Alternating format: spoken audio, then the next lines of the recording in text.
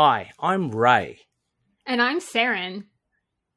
We're your Spider Baby hosts from To Know Her Is to Fear Her, a Spider-Woman podcast, as well as proud members of the collective. You're listening to Capes and Lunatics Sidekicks. Enjoy the show! Hi, this is Phil, and I'm here to tell you all about the Capes and Lunatics Patreon. Don't miss out on our comic book creator interviews, including our monthly Chichester chats with comic book legend D.G. Chichester, superhero movie brackets in our search for the worst comic book movie of all time, and many, many more specials, all completely uncensored. Access starts for $3 a month, full video when you pledge $5 a month. Check out the link in our show notes or go to patreon.com/capesandlunatics. Hope to see you there. This is Luca Perich, and you're listening to the Capes and Lunatics Sidekicks podcast. Diggity dank.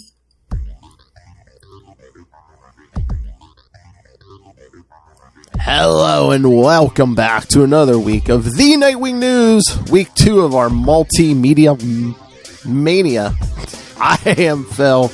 Joining me, as always, it is... Hello, I'm Kristen. And we're going to be talking two different versions of the same story. Joker's Millions from Batman the Animated Series and Detective Comics number 180. So. Classic. Yes. Many decades separating the two, so we'll see how each yeah, that is true. Many. Yeah. We'll see how they... 30 years? Maybe 40. Hold on, let me... I didn't... The detective one was not on... Yeah, it's not on the app. No. Yeah. The Detective 180 was 1952. So, so when the animated series hit, it was over 40 years between. So it was like 40-some years. Probably been about like 45, maybe? Something like that, yeah. Because it was probably like 97 or 98. Yeah, it was like that last season of... Red Skies. But yeah, so I was trying to think before we jumped on. I don't think there's any big Nightwing news. Well, last week we recorded on Wednesday. It's Monday now, so I have not gotten my new comics yet, so I don't know if there's any Nightwing this week. So, in anyone else's books. So, yeah. Whose book is coming out this week? That's what I was gonna say. I have my. Let me open up my list here. Did I take the store with me? Action. Of course, there's a bunch of Batman stuff. You know, Bruce. We got. Oh, did you read that? We have it, but I haven't been reading it. Did you read that Batman Catwoman, the like limited series? It was 12 issues. Yes. So did they get married at the end of that? Yeah. Although it's weird, I mean, the whole series kind of like jumped around in time. So like they even show the future after like Bruce is dead, and you know, Selina and her daughter Helena just arguing back and forth. You know, because in the future, do many of the other were the other Bat kids in it? Not most of them, but like in the future, like Selina kills the Joker. Spoilers. And not only does her daughter want to bring her in, but Commissioner Dick Grayson is also trying to bring her in. Oh. Yeah. But yeah, you really don't get any of the rest of the family though. Like I don't think we get a Barbara. Yeah, that's interesting. Dick being the commissioner, because a lot of times it's Barbara. Mm-hmm. Yeah. And from the sounds of it, it sounded like he didn't always agree with the way Helena did stuff as Batwoman or. I mean, that's kind of from, like, Earth 2, remember? Because when Dick and Helena are working, Dick's the older, sensible one, and Helena's the rash one.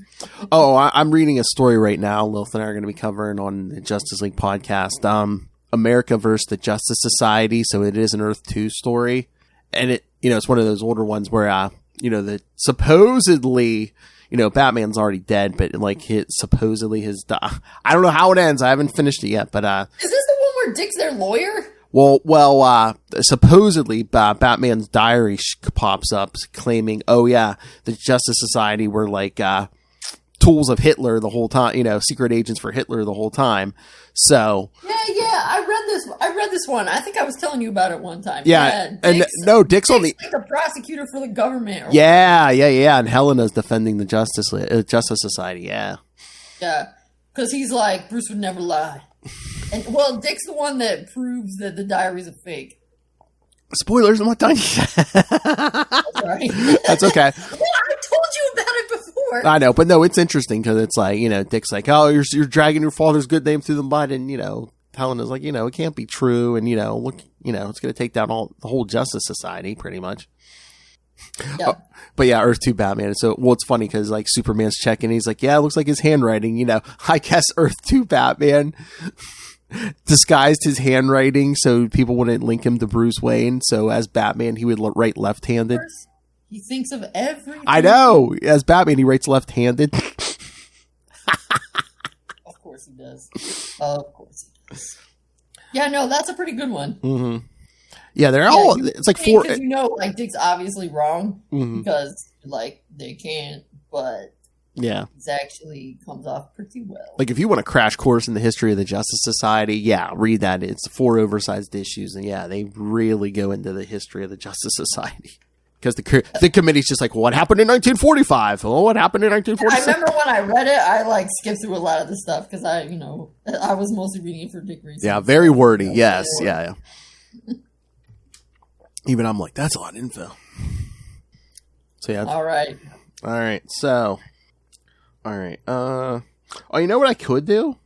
I know we were talking about doing the animated series first, but I have a synopsis for the Detective 180. I could read that, and then we can discuss the differences if you want, or. Yeah, that's cool. All right, because like we said, the original story was from Detective Comics 180 from February 1952 to Joker's Millions, of course. Writer David Vern Reed. Never heard of him. Penciler Dick Sprang, of course, heard of. Inker Charles Paris and editor Jack Schiff. The crime lord King Barlow, so that's the same, has died and left all his fortune in money and jewels to his sworn enemy, the Joker. Using his newfound fortune, Joker changes his lifestyle, buys a gigantic mansion, and becomes a frequent client of social clubs. However, when the time comes for Joker to pay the mandatory taxes after an inheritance, he realizes that almost the entire money and jewels left by Barlow are fake, and he has no actual money to pay his taxes. Joker has to take up crime once again to afford the amount of money he has to pay in taxes, but he commits normal crimes to prevent rising suspicion of Barlow's trick on him. Despite his efforts for doing regular crimes, there are always an unsuspected clue that points toward him as the mastermind behind them. The newspapers include every other crime on their headlines, and they are always attributed to the Joker. Later, Joker finally tells the truth to a crook named Duke Gorman, and not long after this, Batman confronts Joker with a confession recorded, revealing that he had been posing as Gorman.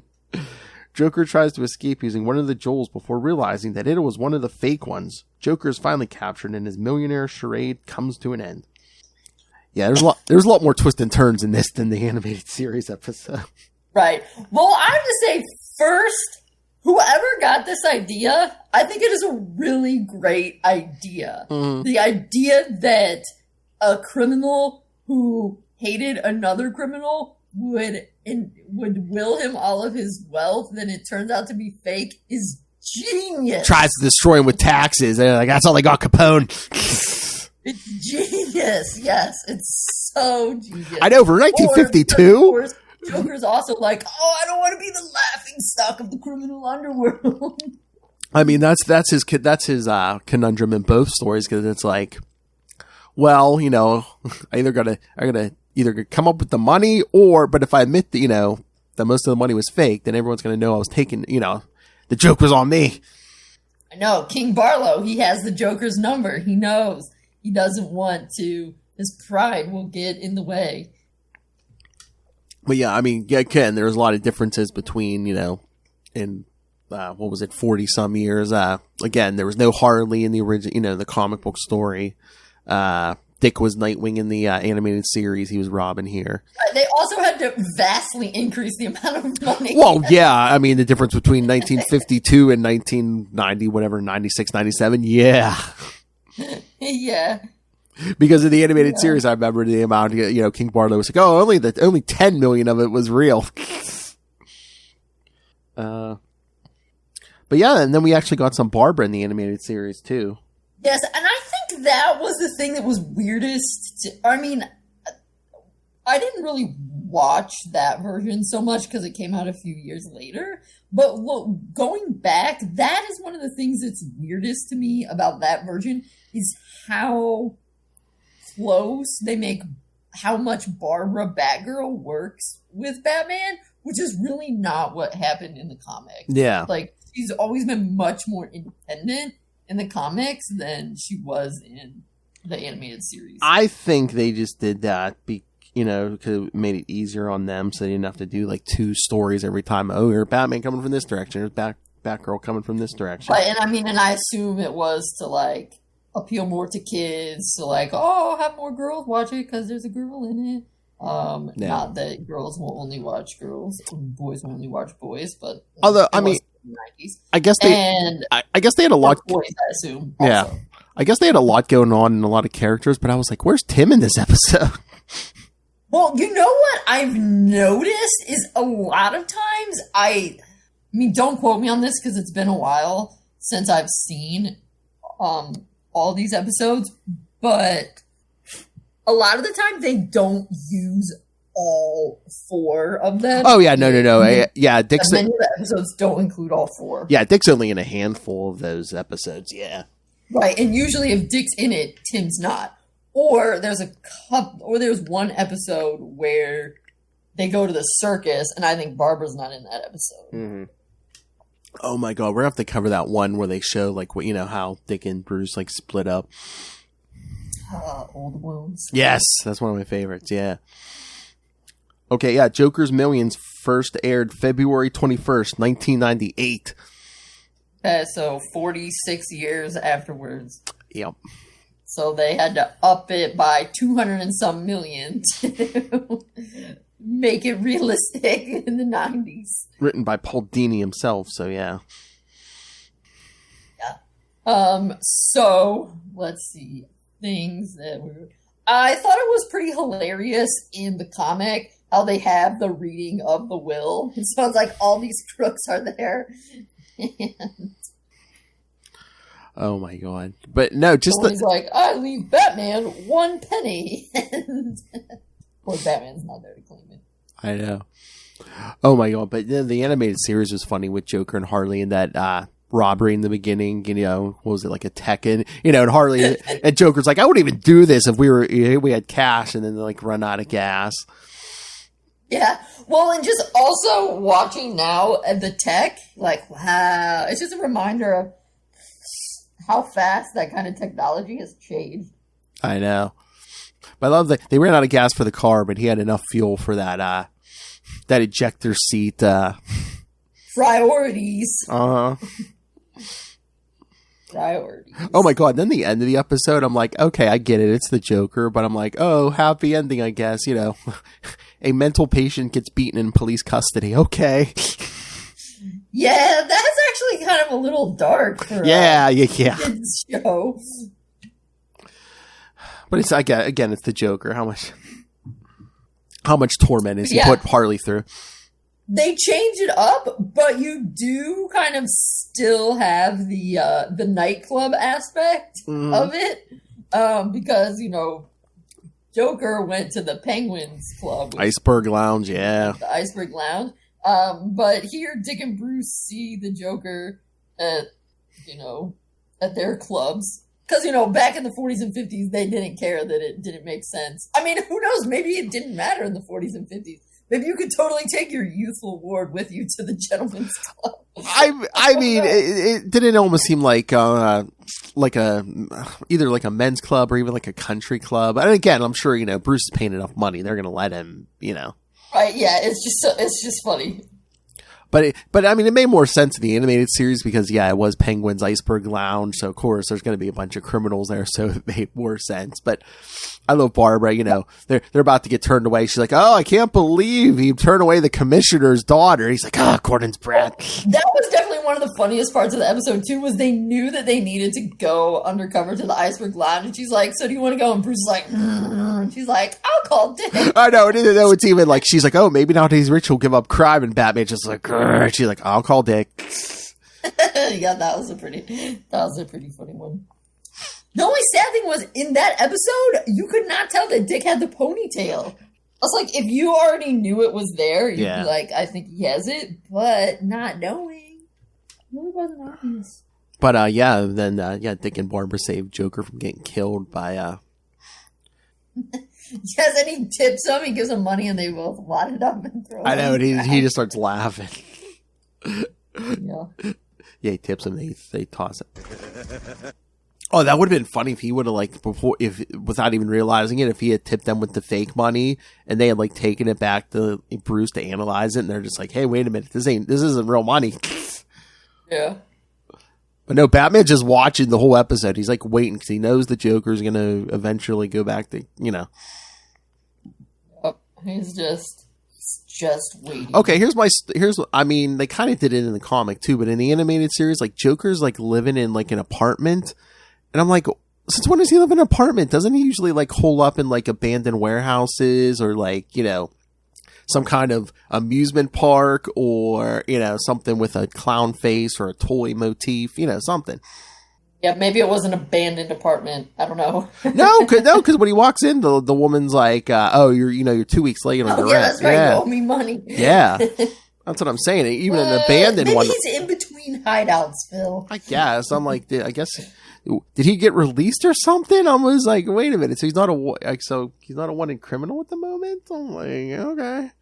Yeah, he must not be. You know, you can't say, you know, you don't recognize him. Yeah, he's pretty obvious. But yes, in the comic, the Joker, he just realizes the money is fake when the IRS man shows up.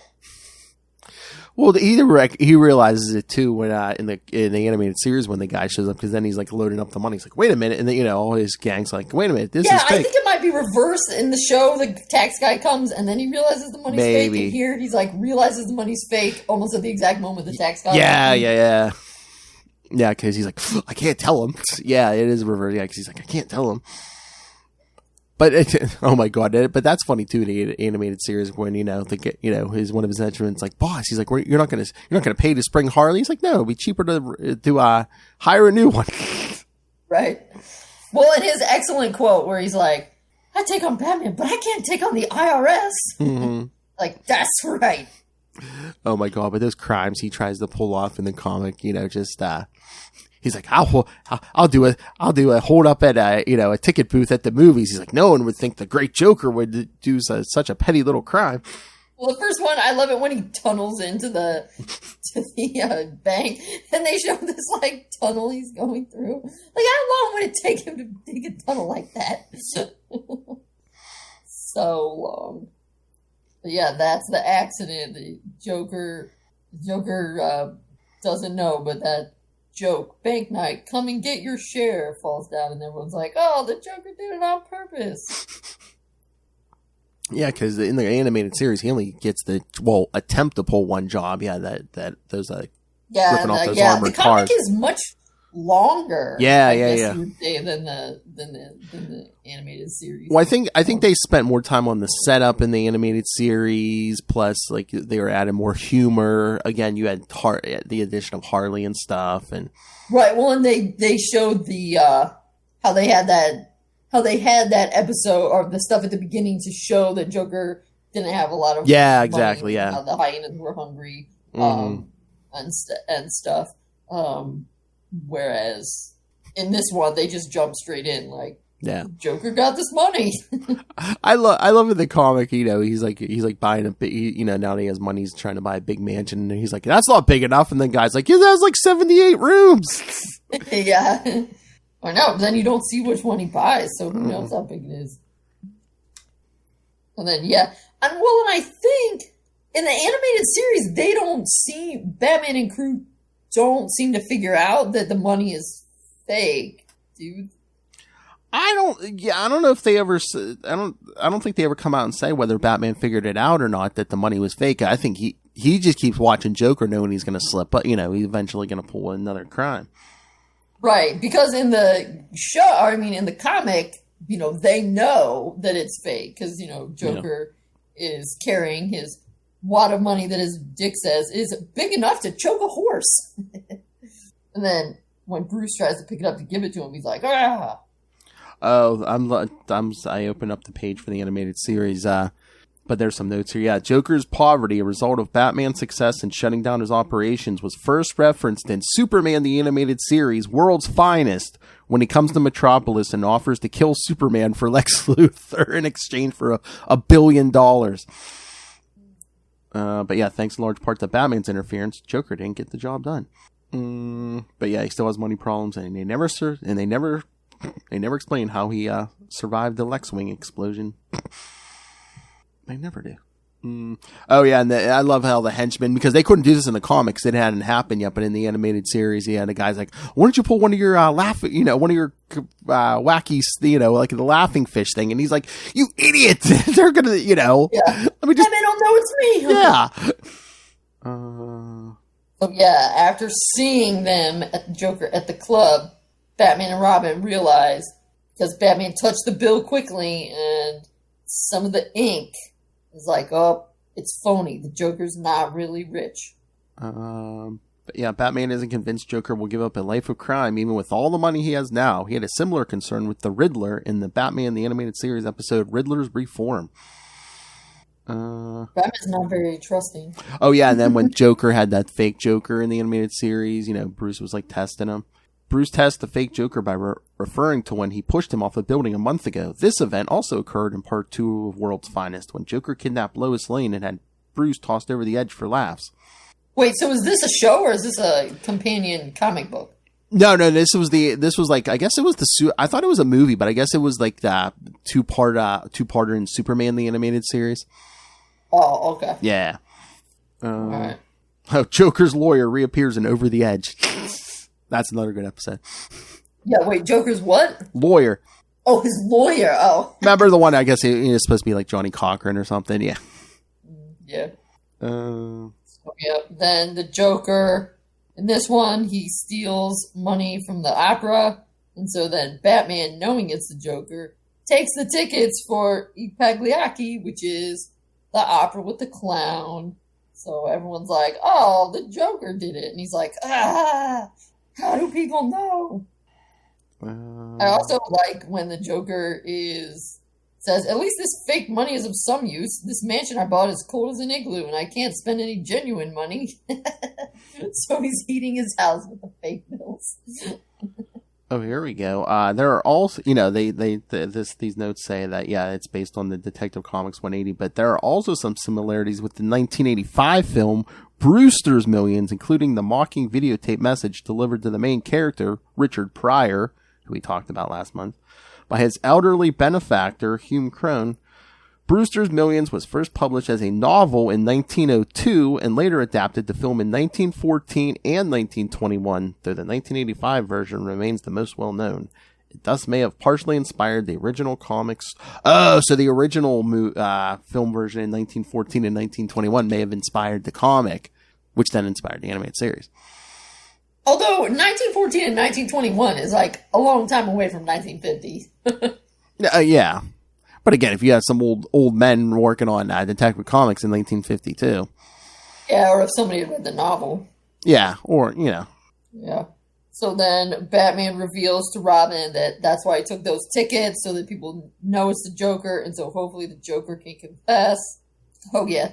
And then they go to the zoo. Batman runs off, and he says, Robin, go back to the Batcave.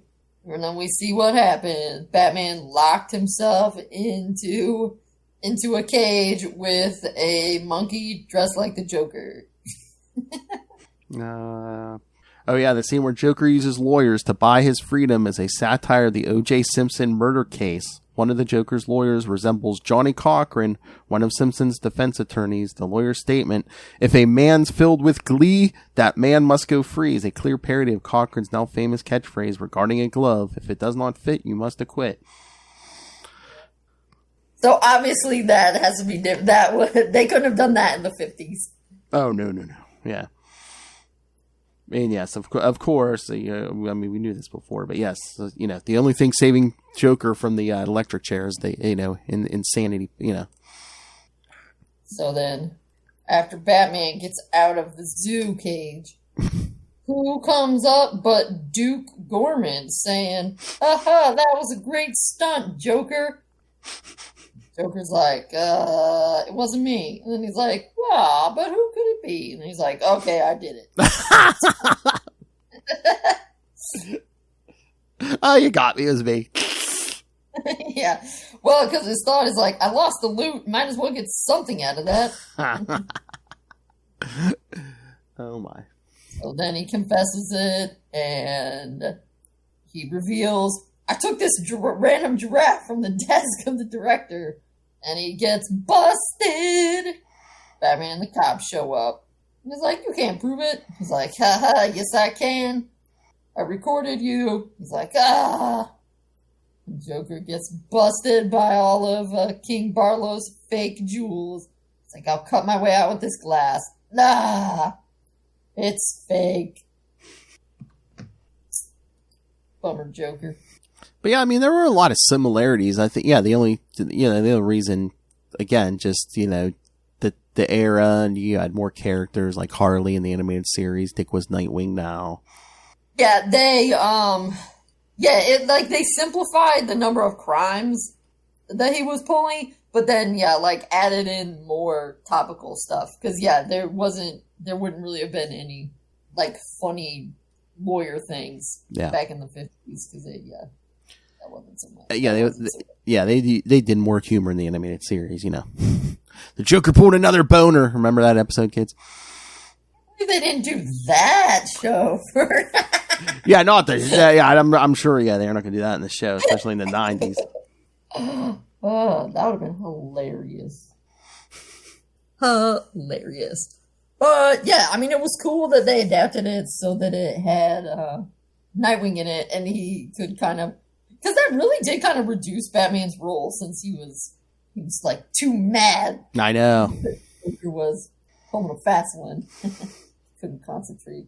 So Dick and Barbara got to be the undercover. And at the end, Nightwing also got to swoop in and yes, kick some thugs in the face. So I said, even when they saved Joker the Iceberg Lounge, that's the first thing. Dick throws the rang. They hit the guy's gun and stuff. Yeah. Yep.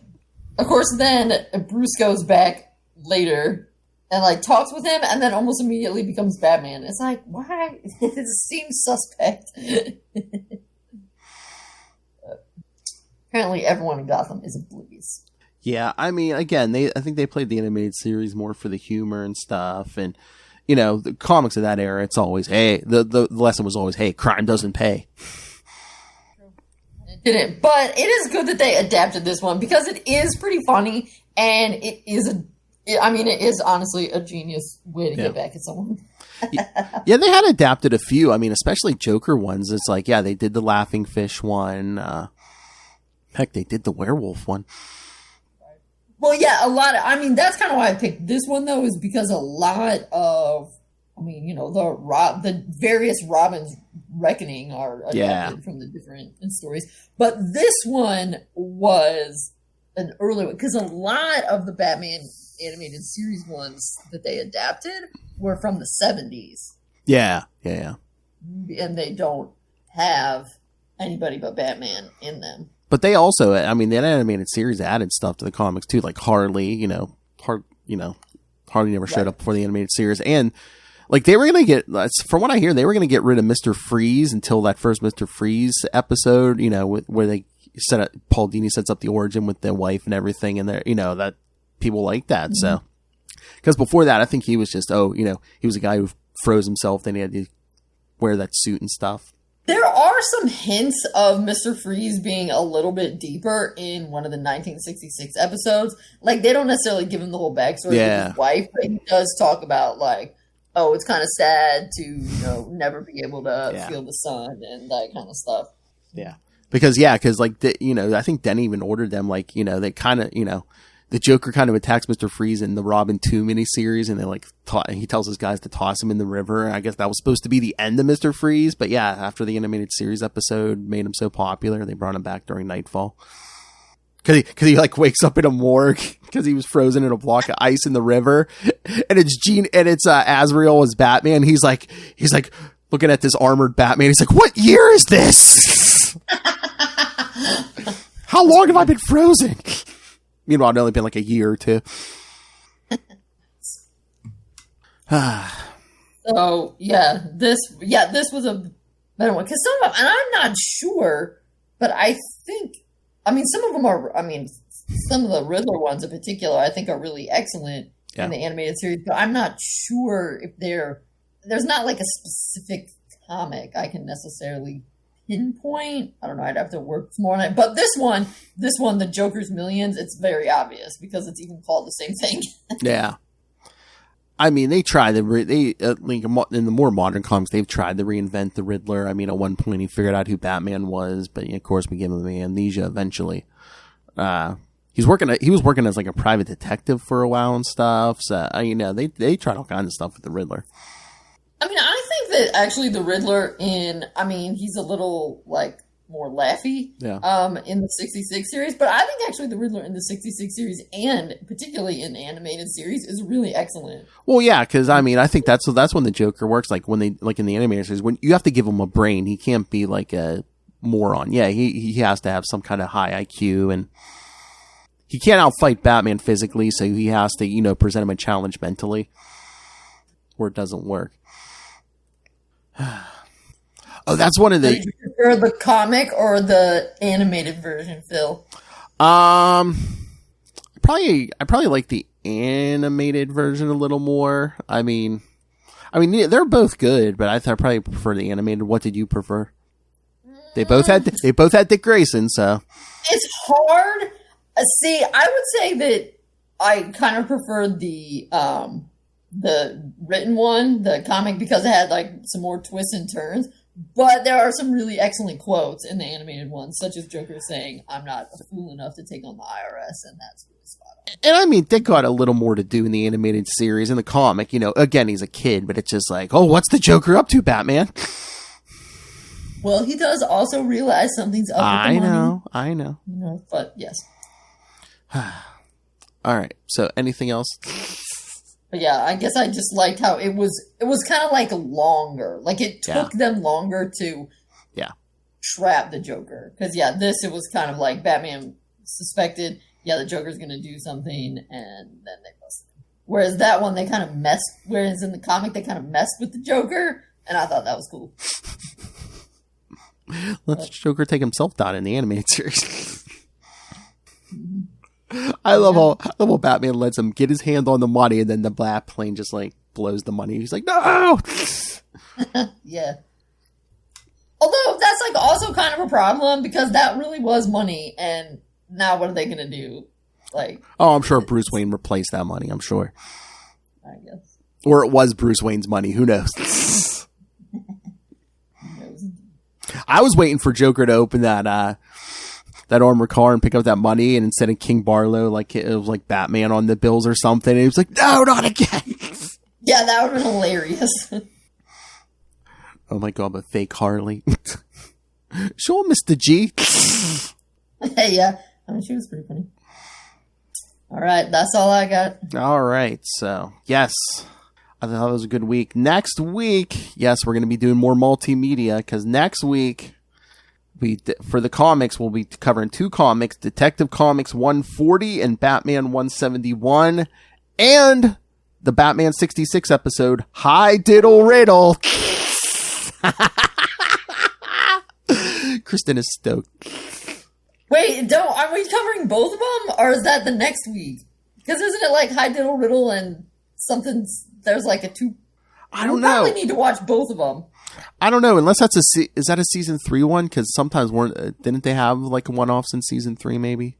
Like some of those Batgirl ones, weren't they one part? I'll check, but we might have to watch 2 parts. Okay, that's fine. But yeah, because I'm looking, because all the other ones I see, we have both parts on. Like the week after is a two-part Joker, then the next week is 2-part Mr. Freeze, and it looks like another 2-part Joker. I think it might be like, what is it? Hi Diddle Riddle.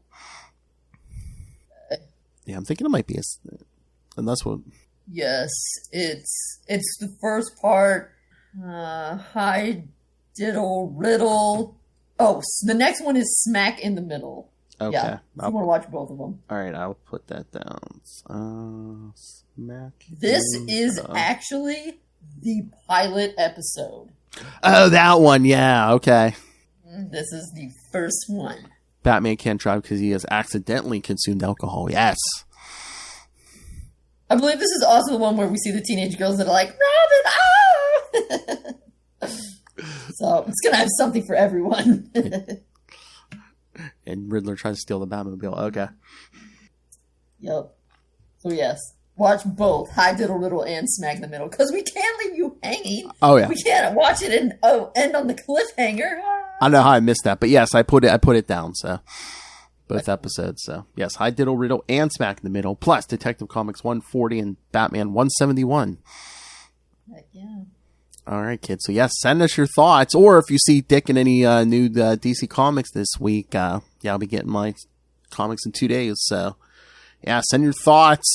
Email us CapesandLunatics@gmail.com or call the voicemail 614-382-2737. That's 614-38-CAPES. And remember, you can follow Nightwing News on Facebook, on Twitter. Join the Nightwing fan group on Facebook. Find links to all the various social medias for all the DC and Marvel shows we do. And of course, subscribe to the YouTube channel. Everything we do goes up there. Every episode of Nightwing News, there's a playlist for that.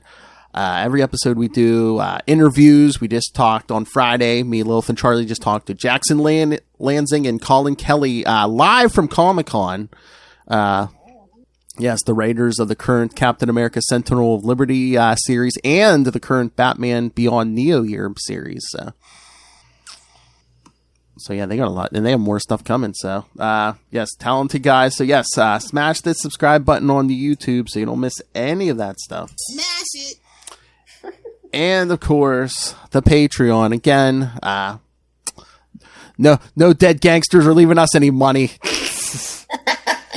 So that's probably good because it might be fake. That's true. Well, some of it was real. But anyway, yes. So yes, help us fund this thing. Every little bit helps. With $3 to $5 gets you early access to all the creator interviews, including the monthly Chichester chats with Mr. DG Chichester himself. I got the good mic out for you guys. And superhero movie brackets, because Lilith Hellfire loves man pain. The July episode will be Halle Berry's Catwoman versus Ryan Reynolds' Green Lantern, and of course, yes, Green Lantern. So special guest, Lilith demanded, Mr. Will Allred, #1 Hal Jordan fanboy. I of course love Hal Jordan. So you get all that, and if that's not enough, pick yourself up. Be cool. Pick yourself up some Capes and Lunatics and Capes and Lunatics Sidekicks merch. You can find everything at Linktree, linktr.ee/Capes and Lunatics. All right, and if you really want to be cool, you will go to Amazon. You will pick up Dick Grayson, Boy Wonder. You want to know about Dick Grayson in the Golden Age, the Silver Age, everything from his origin until now. Pick up. Oh, that's a lot of work, kids. Pick up the Cliff Notes. Dick Grayson, Boy Wonder. It explains it all. Brought to you by the #1 Dick Grayson fangirl right there. See, she's not denying it. All right, kids. So yes, come back. Join us next week. I wore my Robin shirt for this episode. Nice. I wore my Nightwing shirt. I don't think I have a Robin shirt. None of them. I think I actually have more Robin shirts than Nightwing shirts. She liked when she could see his legs, kids. I like red. I really like red. Okay. I like blue. And I like all of the Robins. I know. I just think the best. I know. All right, kids. So yes, next week, Detective Comics 140, Batman 171, and 2 Batman 66 episodes, High Diddle Riddle and Smack in the Middle. That's right, the first 2 episodes of Batman 66. All right, so join us next time. Remember, join us same wing time. Same wing channel. The Nightwing News. Remember, kids, pay your taxes. Take on Batman, but you can't take on the IRS.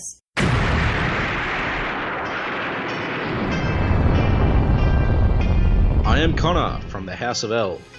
And I am Ray from the House of Zod.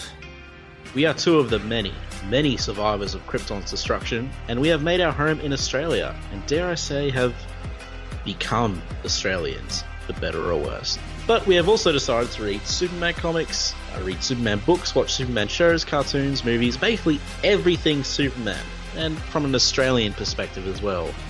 Whether you're a seasoned fan, like me, Or whether you are coming in fresh, wide-eyed and wanting to learn more like me, then this podcast is for you.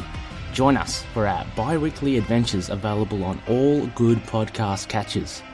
so just search for Last Sons of Krypton, a Superman podcast.